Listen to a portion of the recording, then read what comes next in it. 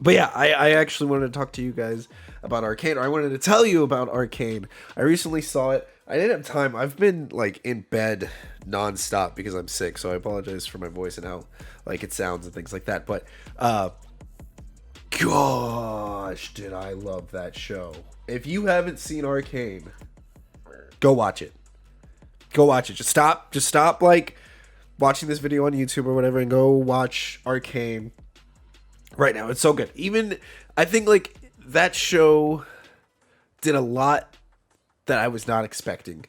And after the first episode and I saw what it was, I realized, oh, we're gonna be in some good territory.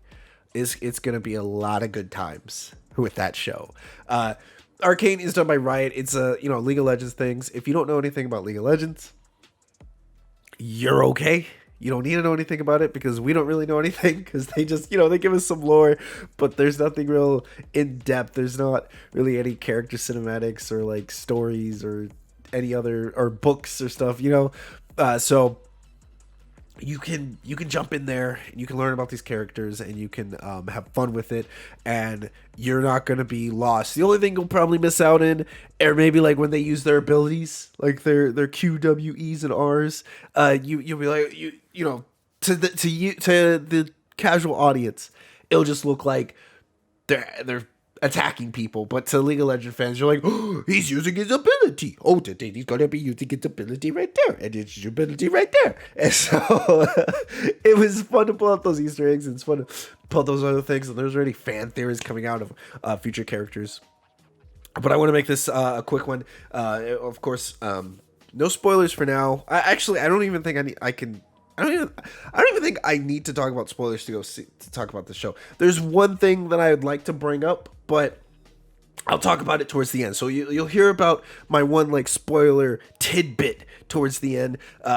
First off, I want to go ahead and get my complaints out of the way about the show.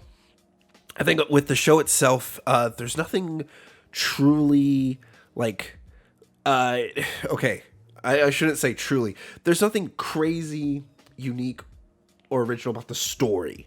It follows a lot of tropes. It follows a lot of things that you've probably seen before in other movies or other TV shows, but they're not as heavy-handed and they're not as bad. There's no what I like to call unnecessary drama, where people are mad at each other because the writers know that two characters need to be mad at each other, so they go on. No, there's none of that in the show. It's very much like everything you can almost predict what's going to happen, but at the same time the show does such a good job with its characters and telling the stories of each characters that it doesn't matter if you know what's going to happen. You are there in the moment and having fun with it. I was binge watching it today whenever my internet was working. So you saw like 5 minutes of it, knowing your internet. Well, I hope you liked it. Yeah, and I'm gonna move on. So that's probably the weakest part of the entire show is the plot, but the plot's fantastic. The plot's phenomenal. What the plot does is it takes something that isn't broken, it takes tropes that already work, and make them work even more. So my complaint is still a compliment about the show. I'm going to warn you guys, I kind of have a biased opinion here because, one, I've had this shirt for years, all right? All right, I've had this shirt for years. So I'm kind of leaning towards, the Vi and Jinx characters and their characters that I've played back when I first started playing League of Legends. Actually, Jinx was a new character when I first installed League of Legends, and when I got into it 5-7 years ago, something like that. This was really cool. This was really fun, and to experience. And when I was talking about characters, this show has multiple characters. There's like a protagonist. You could say there's probably more than one protagonist because of how they split the story. It takes kind of, if you've seen Game of Thrones, it takes that kind of approach where you're seeing the point of view from each character and they're all going through a different story arc, and then they end up crisscrossing and interweaving in one another. I like that. I don't really like it when people say there's too many characters in a show or too many characters in a movie, and that's why the movie failed. No, I think like you can make that kind of stuff work if you do it correctly. A lot of these characters have a very one-dimensional design to them. Characteristic personality, like Heimerdinger, he loves science and he loves progress and he hates violence, and that's it. That's all you need to know. And Jace, you know, he wants to progress people and he wants to help people, and that's all you need to know. And then Vi wants to protect her family, and Jinx wants to go back to who she was. So like they have these one dimensions to them, but as the story progresses, they have like counterparts. It's like, okay, well, this is what you want, but the world is going to fight you. So it's like their personality versus their environment, and it does a real great job. And Jace is probably the best example when he wants to help people, but in order to help people, he has to get his hands dirty. And seeing that conflict within him and seeing like the resolve at which he takes to continue that is phenomenal. It's great. They do such a great job with the characters. All the characters are fun to watch and fun to follow and intriguing. You want to learn more about their stories throughout as each episode goes on. Obviously, this is an animation. It's animated, but it's animated phenomenally. Like, it is so detailed. The world, like when you go to Piltover, I think it's called, and then Zon, and like they're two very contrasting things. One's dark, one's light, and they use the animation to help tell the story where they can't do it otherwise. Something that I love to say, or something that a lot of people love to say, is show, don't tell. Right? And where the show is, I think, only 9 episodes, and the thing is there's no filler. It's just next for when it comes to like plot points. And the show don't tell technique that they use here is like so, I've never seen anything like it before. I've seen things similar, but this is so unique, and they use the animation and they use things to peer into characters' minds and to express what they're feeling or what they're thinking without taking you away from what's going on and without having those weird moments. You guys remember Game of Thrones season 8 where they just all of a sudden start just dishing out exposition, or Star Wars Rise of Skywalker, where like the rebels are sitting in a circle and they're just talking about it. It's like, well, Palpatine returned somehow. Like, there's none of that in the show. There's none of just, let me tell you what's going on, and it feels like the movie or the show is talking to the audience. No, it keeps you immersed, and it keeps that steady. And the way they keep that consistent is through the animation.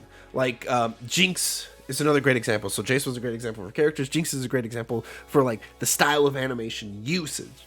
So she is kind of crazy, and whenever we are going from her perspective in the story, the screen will flash and blink and show like distortions, and there'll be like signs of graffiti, and almost be like like it's just frames, and you see things differently. Like the world gets viewed completely differently. Like people's faces will change, and things will morph, and you're seeing it from the perspective of Jinx, and you get to understand her a little better. Now, she doesn't just come off as like a crazy Looney Tune. You almost sympathize with it because now you're understanding how she sees the world. It's very similar to that fantastic, beautiful scene in The Suicide Squad, the second one, where Harley Quinn is going around killing all these guys, and there's like flowers going everywhere as she's going through and taking out all the guards as she's escaping. Very similar to that scene, and that's what they do with each character. And it has its own animation style, and it has its own things that help bring out the story and the personality of everything. So the animation is beautiful. I can't tell you, a lot of times when things... So, The things in this show are extra. This is a bit of a nitpick, but like I'm not complaining here just yet. There's a lot of stuff that's just extra. Like when I say extra, someone's wearing maybe like 15 belts. I think I like that, right? With this thing. Because I have to sneeze. My nose is tingling. And I feel it coming. And it's gone. All right, we're good. We're going to keep going. Because the clothing, the clothes that they wear, the way that buildings are built, and the layout of everything, basically the set design, everything's kind of amped up, but it works because it makes you feel like this is some other place. This is maybe an alternate reality, or this is just a place where steampunk or magic punk, whatever it is, arcane punk, just thrives. And it doesn't seem too edgy, doesn't seem too extra, even though it definitely is. But it works well. I don't know, maybe they modernized it really well is what I'm getting at with that. They made it work. Soundtrack. So this is something that I was thinking of just now. They do have, Riot seems to like Imagine Dragons. So if you're someone who's not a fan of, I personally like it when movies and things like that have their own original score for what they're developing, because it kind of shows the times. But at the same time, I do like it whenever things have a song. And what I'm getting at is, like, whenever you're watching The Amazing Spider-Man and that one song comes on, the for you, you know, like that that cannot age so well later on, and sometimes it does and sometimes it doesn't. Here, you know, I guess only time will tell, and that's just like a personal taste. The music in there, I dig it. I think the music fit every scene that was going in. There were times, going back to like the extra moments, where the animation and the style and everything that was going on, you know, they would just do random music videos for things that, and I think it only happened twice, but that's the only thing that was filler. That's the only thing that didn't need to be there, but it never halted what was going on. It was just kind of like, okay, it feels like we're just debuting this artist or something of that nature. It felt a little out of place. However, it doesn't hurt it doesn't hurt the show whatsoever. Overall, the show's a great recommendation on my part. I mean, characters, plot design, animation, they all work in tangent well. And I'm going to go into spoiled territories real quick, but for those of you who don't want to hear the tidbit of spoilers, honestly, I'm kind of biased because I really liked it. I really enjoyed it. And the show did not need to be as good as it actually was. So it's a 10 out of 10 for me. It does such a great job with characters and plot twists and turning things and making you invested in everything. Honestly, I'm, you know, maybe a week from now, maybe a month from now, I will say 9 out of 10, because there's just certain things that you just know. It almost has the season 8 vibes of Game of Thrones, where it's like, okay, who's actually gonna die, or is everyone protected by plot armor? Like, what's happening here? That kind of stuff. But other than that, it's something I would recommend to anyone. Anyone. I don't care if you don't like animation. I don't care if you love animation. I feel like this stands on its own well enough to where that you could watch it and you could appreciate it. It's that good. On to that spoiler tidbit for anyone else that wants to say. There's a scene. I'm not gonna go too detailed, but there's a scene that's a flashback. So it takes place in present time and it takes place in the past, and it's happening at the same time while playing music, while just like everything at once, and it's so emotional. It's my favorite scene in the entire show, and if you can guess it, or if you know what I'm talking about, hit it down in the comment section and the links below, or let me know. Hit me up. You can always watch the stream at Digital Hero 101 on Twitch. Catch me live, and we can talk about this kind of stuff. Or if you want to keep up to date on all the other videos that get posted, YouTube. Digital Hero 101. But yeah, Arcane. Go check it out. But that scene, I know. I'm like flip-flopping and crisscrossing what I'm trying to say. I got excited and then I doubled back and now I'm trying to make up for it. But that scene was like, it was like everything that encapsulates that show. The animation was absolutely perfect. It showed so much emotion. It gave away like a character's power. It showed off. It was like a nod to the fans, and it told us so much information without two characters sitting down and being like, "Hey, remember when we did this as kids?" It went hard. It's just oh my gosh. But yeah, go check out Arcane.